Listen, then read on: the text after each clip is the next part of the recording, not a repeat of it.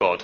This is why I know one thing. Someone came to the great master of Irfan, Sayyid Ali Qadhi, that mountain of Tawheed, the teacher of Allama Tabatabai, the teacher of Ayatollah Bahjat, the teacher of Hassan Allahi, the teacher of Ayatollah Khoi, comes up to him and he asks him, he says, tell me Sayyid, tell me one thing. If I want to reach Allah, if I want to gain Allah, if I want ma'arif of Allah, if I want to be an arif, if I want to be like you, tell me one thing that I can do, just the one thing. I have time for nothing else. Give me that one thing that I can do that I can reach Allah. Sayyid Ali Qadhi replies and says, if a person for 40 days prays awwal waqt on time, and if he doesn't see spiritual gain or the fact that they're moving maqamat, he can come and he can spit on my grave if he has to do that.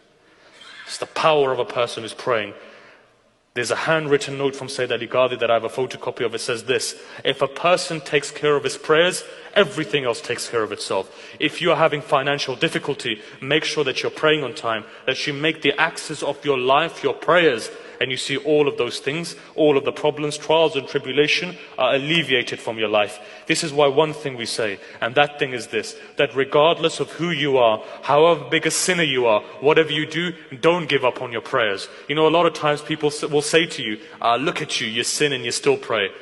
What kind of a believer are you? Don't be disheartened by them. Whoever you are, however you are, whatever sin you are doing, continue to pray to Allah. The minute your prayers become qada, and the minute you forget your prayers, know the mercy of Allah has been lifted up from you. When that mercy is lifted, where are you going to go then? To what doorstep are you going to go when problems befall you? You have moved away from the mercy of Allah. So make sure whatever happens, however sinful you are, make sure you pray. For God's sake, don't leave one thing. And that's the threshold of prayer. As long as you have that prayer